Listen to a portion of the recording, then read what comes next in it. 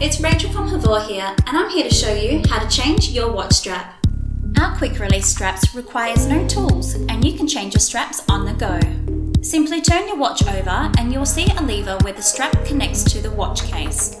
Using your fingernail, slide the lever towards the middle of the strap and release it by gently tilting the strap outwards. Repeat to release the other side.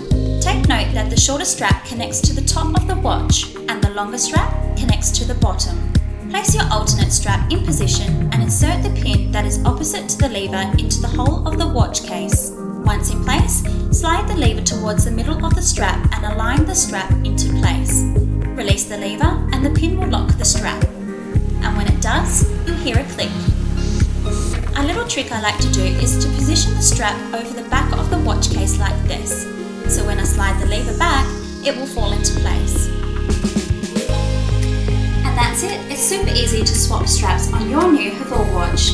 Don't be afraid to change things up and create yourself a new look.